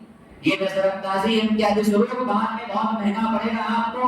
وہی بچہ جس کے ساتھ آپ نے امتیازی سلوک کیا، آگے چل کر کے ہو سکتا ہے کہ آپ کا نافرمان بچہ ہے، آپ کا باغی بچہ ہے، آپ کا دشمن بچہ ہے، آپ کو ستانے لگے، آپ کو مارنے لگے، کیونکہ آپ ہی یہ وہ جو ایسا سلوک اس کے ساتھ کر رہے ہیں۔ اس لیے اس حرکت سے اپنے آپ کو دور رکھیے۔ اولاد دیے اللہ نے، امتیازی سلوک سے بچیے، سب کے ساتھ بہتر سلوک کیجیے۔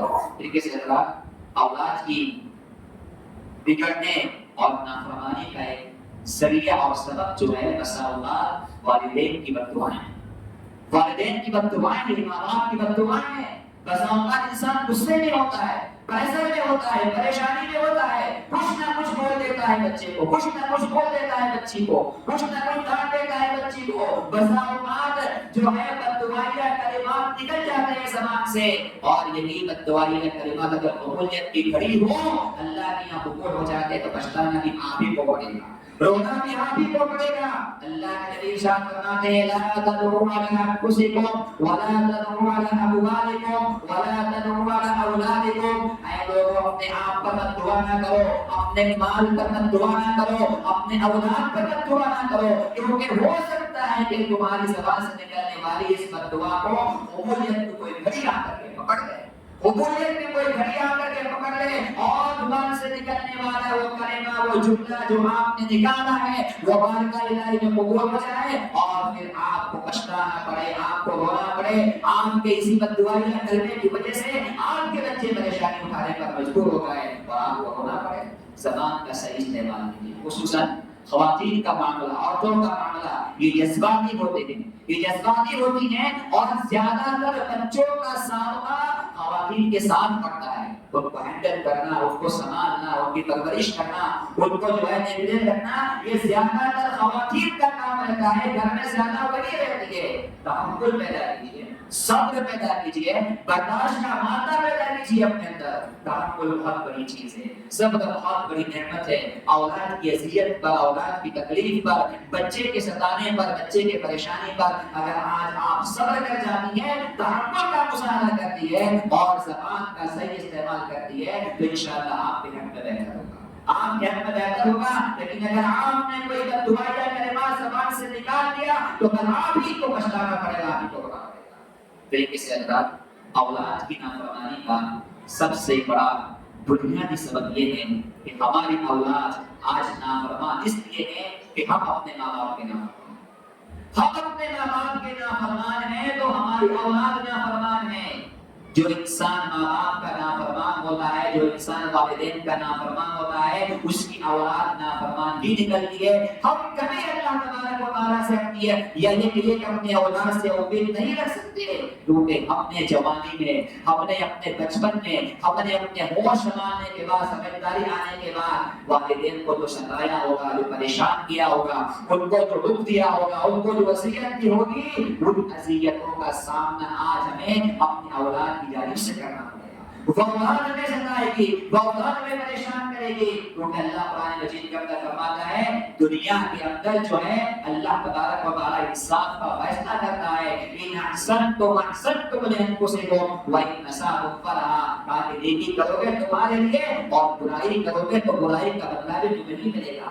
اگر اچھا کرو گے تو اچھائی کا صلہ بھی تمہیں ہی ملے گا، تمہاری اچھائی کو لے کر کے نہیں جائے گا۔ اور اگر تم برائی کرتے ہو، برا ویوہار کرتے ہو، برا معاملہ کرتے ہو، تو اس برائی کا وبال بھی تمہیں ہی نپٹنا ہے، تمہیں ہی سمجھنا ہے۔ اگر ہم چاہتے ہیں کہ ہماری اولاد نیک ہو، ہماری اولاد صالح ہو، ہماری اولاد اطاعت گزار ہو، ہماری اولاد فرما بردار ہو، ہماری اولاد اللہ تبارک و تعالیٰ کی مطیع ہو، ہماری مطیع ہو، تو ہمارے والدین زندہ ہیں، حیات باحیات ہیں، ہمیں ان کی خدمت کرنی چاہیے، ہمیں ان کی ماننی چاہیے، ہمیں ان کی اطاعت کرنی چاہیے، ہمیں ان کی فرما برداری کرنی چاہیے، ہمیں ان کے ساتھ اس نے سلوک کرنا چاہیے۔ اگر ہم نے یہ معاملہ کر دیا، اللہ تعالیٰ ہماری اولاد کو سدھار دے گا۔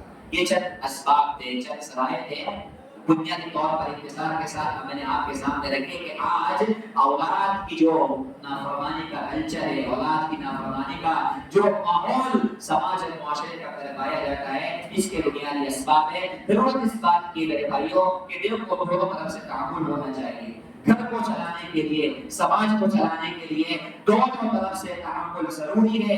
والدین اپنی ذمہ داری کو سمجھے، اولاد اپنی ذمہ داری کو سمجھے، ماں باپ اپنے حق کو ادا کرے، اولاد اپنے حق کو ادا کرے، ماں باپ اپنے فریضے کو ادا کرے، اولاد اپنے فریضے کو ادا کرے۔ اگر دونوں طرف سے فریضے، واجبات، ذمہ داریاں ادا ہوتی رہے گی، خوشحالی آئے گی، رحمتیں آئے گی، برکتیں آئے گی، رب کی رحمتیں برسے گی، اللہ کے انعامات بخشیں گے۔ لیکن جہاں بھی میرے بھائیوں دونوں فریق میں سے کسی ایک فریق کی طرف سے کوتاہی کا معاملہ ہوگا، غفلت کا معاملہ ہوگا، ظلم کا معاملہ ہوگا، زیادتی کا معاملہ ہوگا، ہم تلفی کا معاملہ ہوگا، ماں باپ کوتاہی کریں گے، ماں باپ غفلت کریں گے، یہ اولاد غفلت کرے گی، اولاد نافرمانی کرے گی، تو پھر معاملہ میرے بھائیوں بگڑ جائے گا، گھر کی خوشحالیاں ختم ہو جائے گی، گھر کی رونقیں ختم ہو جائے گی، گھر کی برکتیں مٹ جائے گی، گھر میں آنے والی روزیاں برکتیں اللہ تبارک و تعالیٰ ان آئے دن ہونے والے فکروں سے جھگڑوں سے اللہ تبارک و تعالیٰ روک لے گا۔ اپنے گھروں کو اگر خوشحال بنانا چاہتے ہو، اپنے گھروں کو اللہ کی رحمتوں سے بھرنا چاہتے ہو، اپنے گھروں کو اللہ تبارک و تعالیٰ کی برکتوں سے جو ہے نوازنا چاہتے ہو، بھرنا چاہتے ہو، تو اپنی ذمہ داریاں نبھاؤ، اپنے حقوق کو ادا کرو، اپنے معاملات کو سمجھو، اپنی ذمہ داری کو سمجھو، اور اللہ کی طرف سے عائد کی ذمہ داری کو ادا کر کے اللہ تبارک و تعالیٰ سے رحم و کرم کی امید کرو۔ تین چند باتوں پر اپنی بات کو ختم کرنا اس دعا کے ساتھ کہ اللہ تعالیٰ ہم سب کو اپنے ماں باپ کی خدمت کرنے کی توفیق عطا فرمائے، ہم نافرمان اولاد کو اللہ تعالیٰ ہدایت دے، توفیق دے، ان کے والدین کا بردار بنائے، ماں باپ کا اطاعت گزار بنائے، ماں باپ کو اپنے سلوک کرنے کی توفیق عطا فرمائے۔ جن بھی بھائیوں نے آج کی اس محفل کو سجانے میں حصہ لیا، اللہ ان کی کاوشوں کو قبول فرمائے، ہمارا اللہ یہاں مل بیٹھنے کو قبول فرمائے۔ جس طرح ہم یہاں پر اللہ کی رضا کے لیے ایمان کی محبت میں، عقیدے کی محبت میں، منہج کی محبت میں، مسلک کی محبت میں مل بیٹھنے کی محبت کے ساتھ اللہ یہ بیٹھنا ہم سب کا جنت میں نصیب فرمائے۔ آمین۔ بارک اللہ لنا ولکم فی القرآن العظیم ونفعنا وإياكم بالآيات والذكر الحكيم وآخر دعوانا أن الحمد لله رب العالمين۔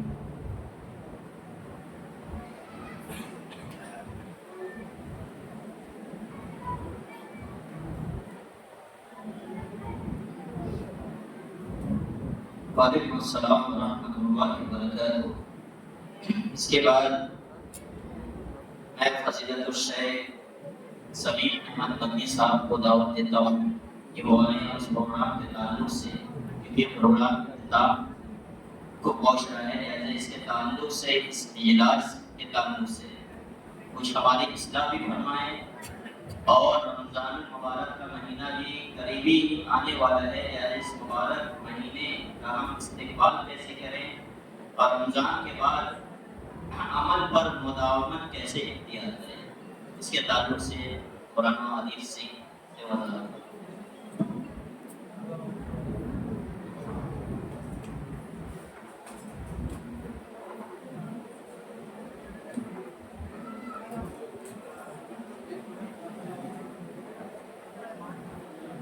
السلام علیکم ورحمۃ اللہ وبرکاتہ۔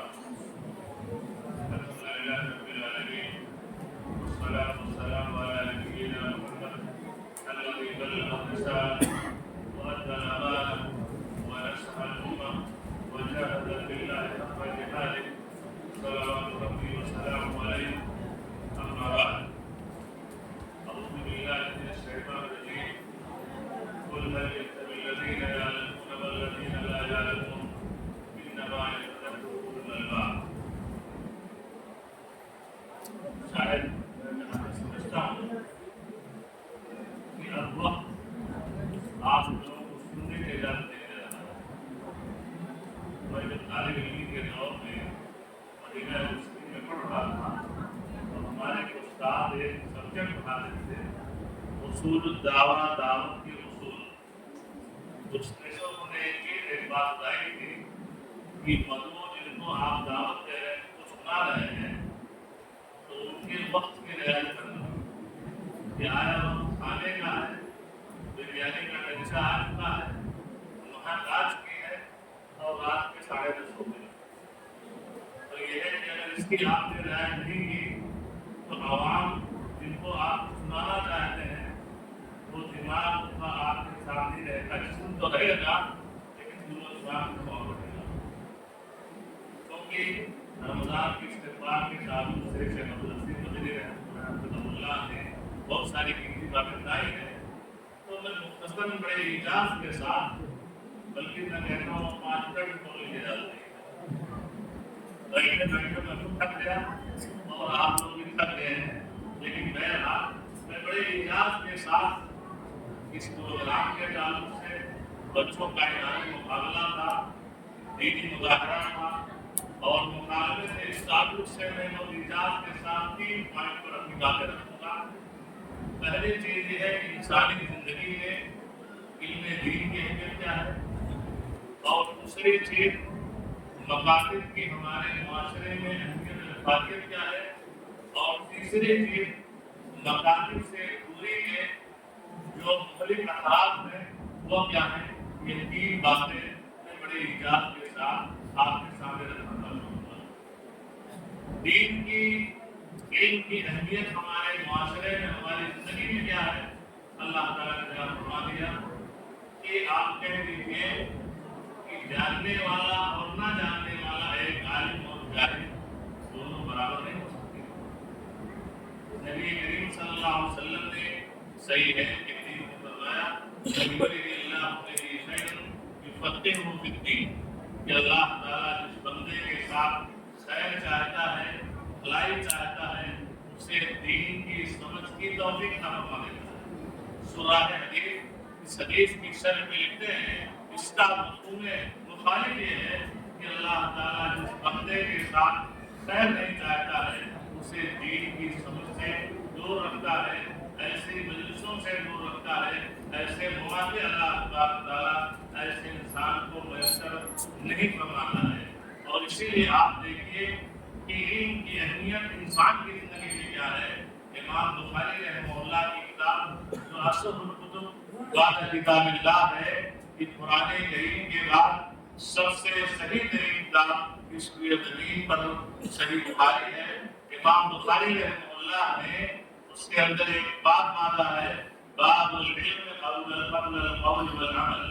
किसी बात को कहने से पहले, कोई काम करने से पहले इल्म की जरूरत है। इसीलिए बात का कहना है कि तफक़्क़हू क़ब्ल अन तसव्वदहू, सियादत, बोझ और मर्तबा हासिल करने से पहले इल्म की फ़िक़्ह हासिल करो। और इसीलिए देखिए कि नबी करीम सल्लल्लाहु अलैहि वसल्लम जो नबी उम्मी थे, अनपढ़ थे, नॉन एजुकेटेड थे, लेकिन जब अल्लाह ताला ने आपको मनसबे नबुव्वत से नवाजा, सारी कायनात के लिए नबी बना के भेजना चाहा, तो गारे हिरा में अल्लाह के रसूल सल्लल्लाहु अलैहि वसल्लम को अल्लाह तबारक ताला ने सबसे पहले की ज़ेवर से आरामदा किया, और किताब वही आप पढ़िए और दीगर किताबें को पढ़िए, अल्लाह के रसूल की सीरत को पढ़िए, तो पूरी तफसीर मौजूद है। तो इससे पता चला कि इंसान की जिंदगी में इल्म की अहमियत क्या है। अगर एक इंसान के पास इल्म है, दूसरे के पास इल्म नहीं है, दुनिया की तमाम चीजें उसके पास है, माल है, जायदाद है, कंपनी है, फैक्ट्री है, सब कुछ नेमतें हैं, लेकिन इल्म नहीं है, तो मैं कहूँगा कि वो इंसान चौपाई और जागरूक ये वही साहब, ये इमाम साहब जिनको हमारा मुआशरा और समाज बड़े हल्के में लेता है, लेकिन मैं कहता हूँ कि जो दौलत एक इमाम साहब के पास है, एक हाफिज़ कुरान के पास है, एक फकीर के पास है, वो दौलत अंबानी जैसे लोगों के पास नहीं है। एक इंसान को अपना अंबानी होता है, लेकिन अगर उसके पास कुरान हदीस का इल्म नहीं है, तो इंसान बनाई है। आप देखिए कि आम चीज में ना खाने का तरीका मालूम है, न बात करने का तरीका मालूम है, न उससे मजलिस के आदाब मालूम है, हत्ता कि वो अमीर शख्सियत जिनके नुस्खे से वो पैदा हुआ है, उनके साथ उसका मामला सही नहीं है, तो वो चौपान जैसे दिन गुजारता है।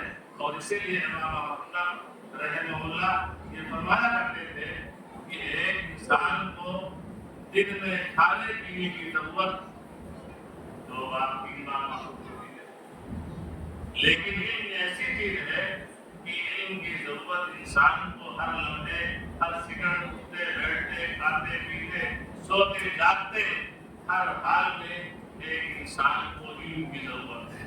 अल्लाह ताला से दुआ है कि अल्लाह तबारक ताला हमें नफ़ाबख्श इल्म हासिल करने की तौफीक अता फरमाए। और ऐसी मजालिस में जब हम हाजिर हों तो जैसा कि शेख अब्दुल हसीन रहमतुल्लाह फरमा चुके हैं कि दिल और दिमाग के साथ इंसान को गौर से सुनना चाहिए, वरना वही होगा कि इमाम साहब खुतबा दे रहे थे, कहा कि प्यार हराम है तो कह रहा प्यार हराम है, प्यार हराम है, लेकिन तो जब गौर से सुनोगे तो प्यार नहीं, प्यार समझोगे तो प्यार होता है। और अगर बिरयानी में दिमाग चला गया कि देगा आपने आप कब मिलेगी तो मामला कुछ का कुछ हो जाएगा और जाके वही चीज बयान करोगे कि मौलवी साहब आए थे, मौलवी साहब का प्यार हराम है, तो खुद तो डूबे हैं, शर्म तुमको भी डूबेंगे, लेकिन इसलिए तवज्जो के साथ। दूसरे मुद्दे पर आए कि मुस्लिम मुआशरे में मकातिब की अहमियत है। ये मकातिब की जो तालीम होती है और ये मकातिब की जो हैसियत है, उसकी हैसियत आप वही समझें जो हमारे और आपकी पार्टी में रीढ़ के हड्डी की होती है। समझते हैं ना, अल्लाह ना करे किसी इंसान का एक्सीडेंट हो जाए और रीढ़ की हड्डी डिस्टर्ब हो जाए तो समझ लीजिए कि जिंदा रहने के वो मुर्दा लाश। तो ऐसे हमारे माशरे में मकातिब की तालीम की अहमियत वही है जो इंसान की गाड़ी में रीढ़ की हड्डी। यही वो मकातिब है कि जिनकी वजह से इस्लाम जिंदा है। यही वो मकातिब की तालीम है कि ये बच्चे जो यहाँ आते हैं और बच्चों ने जो दीनी मुदाहरा और इस्लामी मुकालमे का जो मुदाहरा किया, सुन करके बड़ी खुशी हुई और ये लगा कि मस्जिद हमजा के जो असातिज़ा हैं, जिम्मेदार हैं, अपने बच्चों को और माशरे के बच्चों के ताल्लुक से फिक्रमंद हैं। अल्लाह तबारक तआला इन तमाम को जज़ाए खैर अता फरमाए और इनकी ख्वाहिशों को कबूल फरमाए। और जो कुछ हम और आप हैं, हत्ता कि बूढ़े लोग जो भी हैं, नौजवान जो भी हैं, जो चीजें हासिल किए हैं, इसी मकतब की देन है, इसी मकतब की देन है। तो मकतब से इस्लाम जिंदा है। ये नन्हे मुन्ने बच्चे जो दीनी मुदाहरा और इस्लामी मुकालमे का जो मुदाहरा किए, मेरे दोस्तों मकातिब से आप मेरे बच्चों को जोड़ रहे हैं। मैं सरपरस्तों को कहना चाहूँगा, माओं को और वालिदैन को मुखातिब करना चाहूँगा कि आप बड़े नसीब हैं। इसका सिला दुनिया में यह है कि अभी शेख मौसूद औलाद के बिगड़ने के असबाब बयान कर रहे थे। औलाद के बिगड़ने के असबाब में से एक सबब ये भी है कि बच्चों को आपने मकतब से दूर कर दिया और बच्चों को आपने क्रिश्चियन मॉन्टेसरियों में ले जाकर माइग्रेशन करवा दिया, तो उनको पता ही नहीं है कि तौहीद क्या है, शिर्क क्या है, ईमान क्या है, कुफ्र क्या है, के वालिदैन क्या है, वालिदैन के साथ बदसलूकी का अंजाम क्या है, माँ बाप के साथ बदसलूकी का अंजाम क्या है, और दीगर जो हुकूक होते हैं, मामलात होते हैं, जिसकी तरफ हमारे दीन ने रहनुमाई की है, उन्हें उसका पता ही नहीं है। तो ये भी एक सबब है कि बच्चों के बिगड़ने का कि उन्हें इन मकातिब की तालीम से दूर किया गया। ये मकातिब की तालीम, ये बच्चे जिनको आपने मकतब से जोड़ा है, ये बच्चे आपके लिए दुनिया में भी सूरतमंद होंगे, आपके साथ सलूक करेंगे, अच्छा बर्ताव करेंगे और कल जब आप मर जाएंगे तो कहते हैं इन अल्लाह ताला इंसान करने वालों के अजर व सवाब को, उनकी काबिलियतों को अल्लाह ताला दायम नहीं करता है। ये बच्चे आपके साथ सलूक करेंगे, मर जाएंगे, ये बच्चे आपके लिए हमारे लिए सदके जारिया होंगे। सही मुस्लिम तो हदीस आपने जो यहाँ सुनी होगी, इला मात इब्न आदम इंक़ता अन्हु अमलुहु इल्ला बिन सलास व मिनहा वलदिन सालिहिन यदूला। इंसान मर जाता है, अमल का सिलसिला खत्म हो जाता है, कब्र में न कंपनी जाती है, न फैक्ट्री जाता है, न बंगला जाता है, न हवेली जाती है, लेकिन कुछ ऐसी चीजें हैं उसका सवाब इंसान को मरने के बाद उसमें से वलदिन सालिहिन यदूला। ऐसा एक बच्चा जो अपने माँ बाप के मरने के बाद उनके लिए दुआएं मफरत करता है। ये कौन बच्चे दुआएं मफरत करेंगे? इन बच्चों को आपने मदारिस से जोड़ा होगा, मदारिस से जोड़ा होगा, इमाम साहब के, खतीब साहब के, मदरस साहब के हवाले किया होगा कि मेरे बच्चे को इंसान बना। वो बच्चा मरने के बाद अपने हाथों को उठाएगा और कहेगा अल्लाहुम्मा रब्बिरहम्हुमा कमा रब्बयानी सगीरा, रब्बिग़फिरली वलिवालिदैया वलिलमुमिनीना यौमा यक़ूमुल हिसाब। वो बच्चा आप दुनिया से चले गए हो, अल्लाह के सामने अपने हाथ को उठा रहा है, अपने लिए दुआ मफरत कर रहा है, आपके लिए दुआ मफरत कर रहा है, उसका सिला उसका सवाब आपको कब्र में मिल रहा है और कब्र में नहीं हश्र में भी मिलेगा। सूरह इब्न माजा की हदीस आप आइए कि इंसान अल्लाह के सामने पेश किया जाएगा, जन्नत में जा चुका होगा, लेकिन जन्नत में इन्नल अब्दा लतुरफा दरजतुहु फिल जन्नह वयक़ूल अन्ना ली हादा वयुक़ाल बिइस्तिग़फ़ारि वलिदिका वलदिका। इंसान के दर्जात जन्नत में बुलंद होते जाएंगे, प्रमोशन होता जाएगा, रोजाना उसके दर्जात बुलंद हो रहे होंगे। इंसान ताज्जुब के अंदाज में कहेगा कि परवरदिगार आलम ये मकाम हमको कैसे मिल रहा है, खुशी से मसरूर होगा, भूले नहीं समा रहा होगा और हैरान होगा कि दुनिया के अंदर हमारे अमाल तो अच्छे थे लेकिन इतने ज्यादा अच्छे नहीं थे कि रोजाना हमारा ग्रेड दर्जा जन्नत में बुलंद होता रहे। कहा गया तो दुनिया से रुखसत हो चुका था, लेकिन तेरे पीछे तेरे बच्चे तेरे लिए दुआएं करते थे। अल्लाह ताला हमें बच्चों को मकासद से जोड़ने की तौफीक अता फरमा, ताकि ये बच्चे हमारे लिए दुनिया में सूदमंद साबित हों, मरने के बाद कब्र में और कब्र से उठाए जाने के बाद हश्र में ये हमारे लिए हमारे लिए नफा बख्श हो। तीसरी चीज ये है कि मकासद से दूरी, बच्चों को मकासद से हम दूर रखते हैं, उसके मुख्तलिफ असरात क्या हैं। आज हम आप न्यूज़पेपर पढ़ते हैं, सोशल मीडिया पे देखते हैं, कितने बच्चे और बच्चियां दीन से मुर्तद हो रहे हैं। नाम आशा है, शादी करने अर्जुन से हो रही है, नाम अब्दुल्ला है और शादी आशा से हो रही है। क्यों हो रही है? इसलिए ये मकतब से दूरी थी। बच्चा पैदा हुआ, नुतफा करार पाया, अभी से 2 महीना की प्लानिंग हो रही है, किस कॉन्वेंट में किस मॉन्टेसरी में बच्चे का नाम लिखाना है, इसलिए वहाँ इंग्लिश की तारीफ बड़ी हाई हो रही है। हमारा बच्चा पायलट बन जाए, इंजीनियर बन जाए, डॉक्टर बन जाए, अच्छे पैसे पाएगा, रिया लौटान लाएगा, यही दुनिया की। तो आखिर में होता क्या है, ना खुदा की मिला, ना रसूल सल्लम, ना इधर के लिए ना उधर के लिए, सब कुछ लुटा दिया उस बच्चे के लिए। साफ था बच्चा, पढ़ के एजुकेटेड होगा, शादी करेंगे, 2 लाएंगे जाके किसी नाम मुस्लिम बॉयफ्रेंड गर्लफ्रेंड ना करके सब काम मजबूर होता है, नहीं होता है ना। तो ये नुकसान है दीनी मकासद से बच्चों को दूर करने का। हम जिस दीन के पाबंद हैं वो दीन आपको डॉक्टर की, इंजीनियर की, पायलट की, साइंटिस्ट की बनाने की जरूरत है, लेकिन उससे पहले जरूरत ये है कि अपने बच्चे को हम मोमिन बना लें, बच्चे को हम मुसलमान बना लें।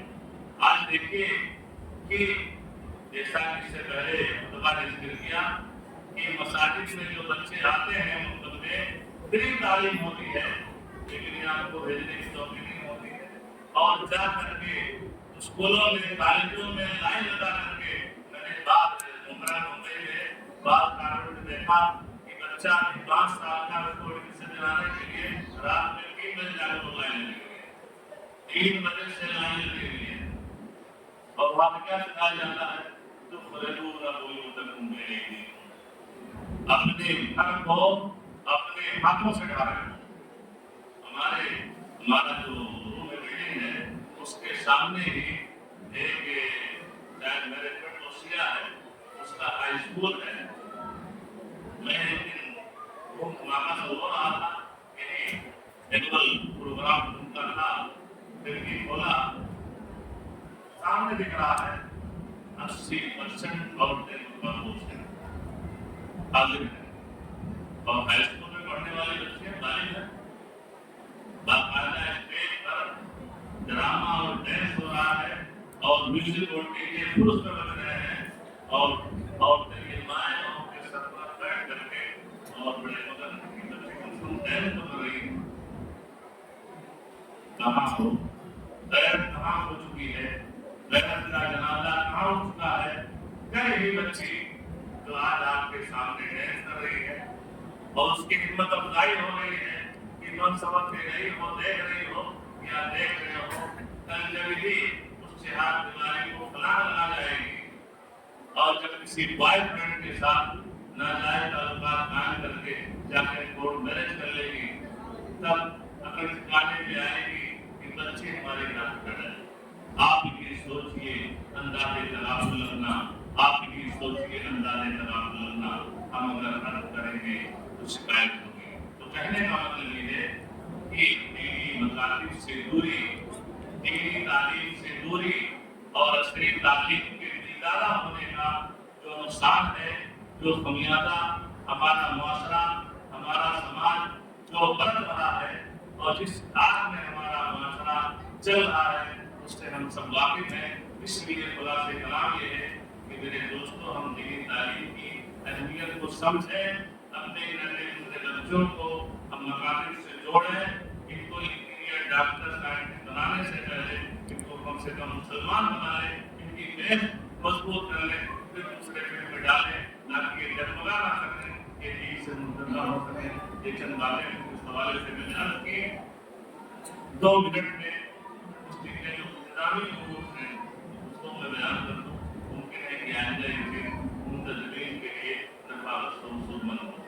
इस तरह के जो लंबे प्रोग्राम बच्चों के मतलब और बच्चों के उनके कार्यक्रम की चाहत होती है कि हमारा बच्चा भी सुना ले, तो अगर ये प्रोग्राम असर के बाद से रखा जाए, असर के बाद से मगरिब तक या मगरिब के आधा घंटा बाद तक ये बच्चों का प्रोग्राम हो जाए, उसके बाद जो खुतबा हो उस इश्तिहार में वक्त भी दिया जाए, ताकि कुछ लोग ऐसे होते हैं जो बच्चों के प्रोग्राम सुनने के लिए आते हैं और कुछ ऐसे शामिल होते हैं जो अल्लाह की खिताब सुनने के लिए आते हैं।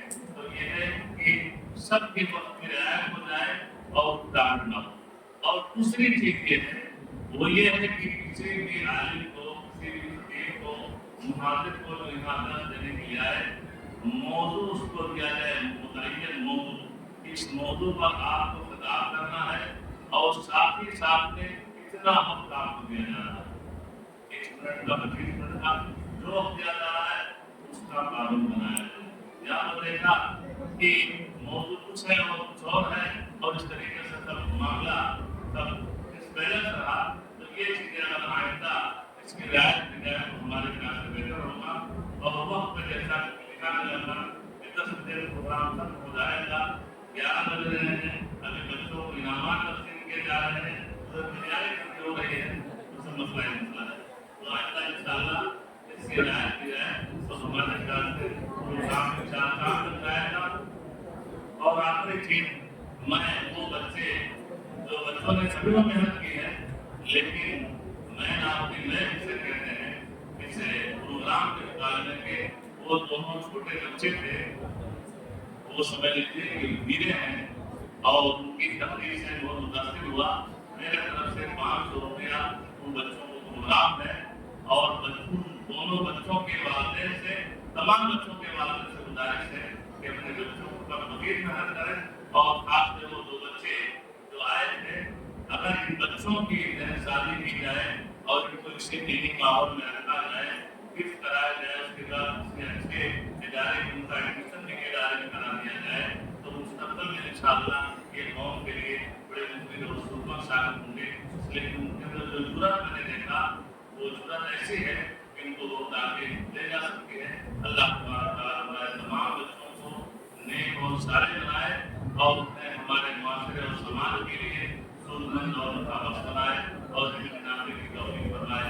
सल्लल्लाहु अलैहि मुहम्मद व अला आलिहि व सहबिहि वसल्लम।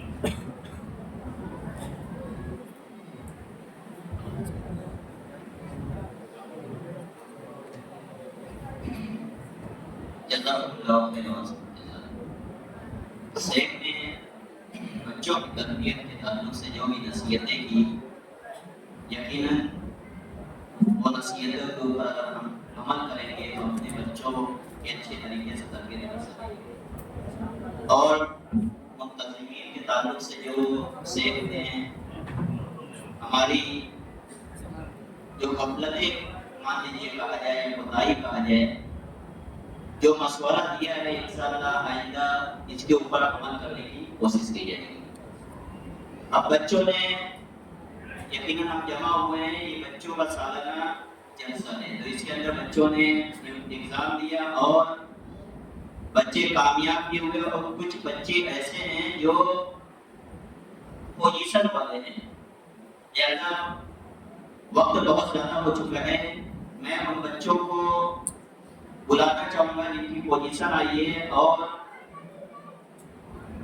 इनामात देने के लिए।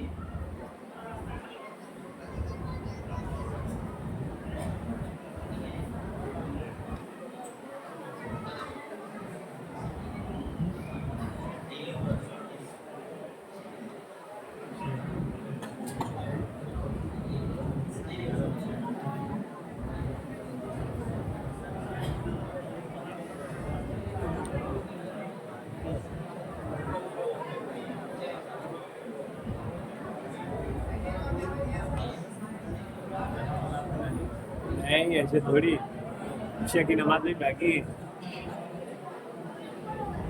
नूरानी कायदे वाले बच्चे जिनकी पोजीशन आई है उनको इनाम देने के लिए मैं एहसान इलाही साहब उनके भाइयों को अब्दुल खालिद साहब और हबीबुर रहमान साहब तीनों को दावत देता हूँ कि वो आए। फर्स्ट, सेकंड और थर्ड जिनकी पोजीशन आई है नूरानी कायदा अली में मोहम्मद यूसुफ, फर्स्ट मोहम्मद यूसुफ।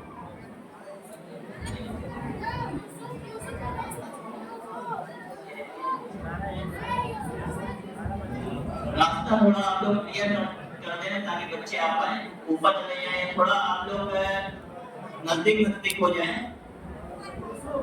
बच्चे नीचे से भी आएंगे, ऊपर से भी आएंगे, रास्ता आप लोग क्लियर रखें। Mohammad Yusuf, Mohammad Sameer, Jahangir second position, Mohammad Yusuf first, Mohammad Yusuf, Mohammad Yusuf इधर second position,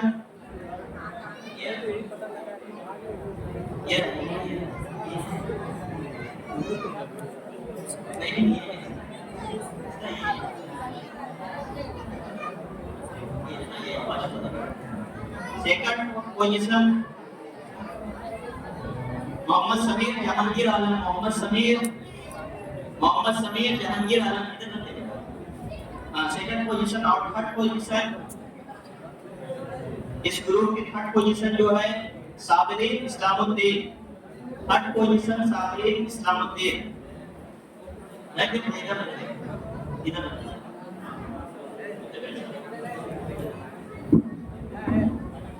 साबिरीन Islamuddin third position. ये इसके बाद इसके बाद नूरानी कायदा बा ग्रुप, नूरानी कायदा बा ग्रुप में पहली पोजीशन जो है वो है Jasmine Nasruddin, Jasmine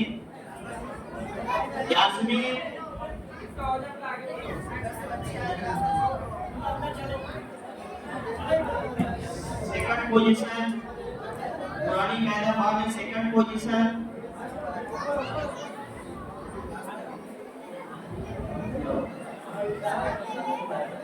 second position सुदैब Mahmoodur Rahman, सुदैब। Third position Fatima Mohammad मुजाहिद, फातिमा मोहम्मद मुजाहिद थर्ड पोजीशन।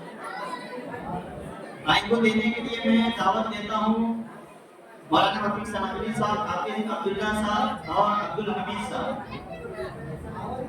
हाफिज अब्दुल्ला साहब फर्स्ट पोजीशन इस ग्रुप की है।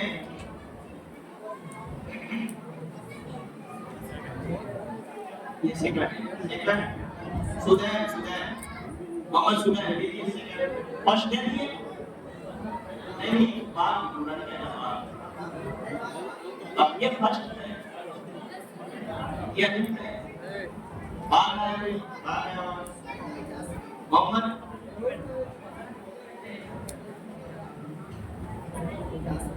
जास्मिन थी ना जास्मिन थी क्या जास्मिन और third position Fatima third position के लिए फर्स्ट का रख दीजिए जास्मिन का रख दीजिए जास्मिन फर्स्ट ये थर्ड फातिमा तो उधर खाली का भाई सीढ़ी में से आप लोग हट गया सीढ़ी से हट गया ताकि नीचे से बच्ची आ सके फर्स्ट का जास्मिन ये देखो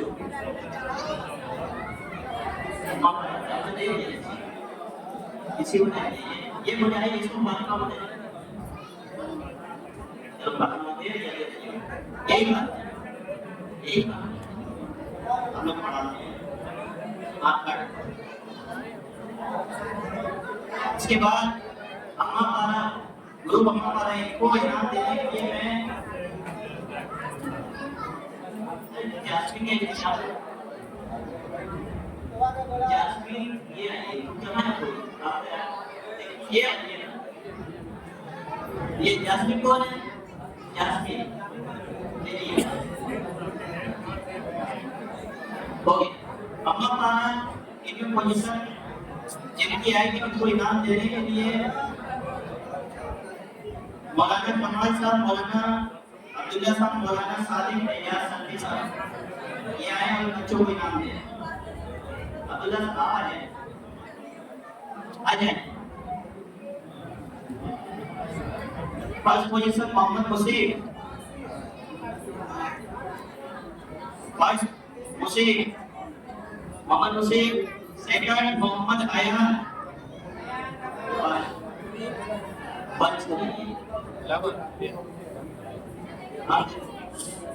सेकंड पोजीशन मोहम्मद आयान मोहम्मद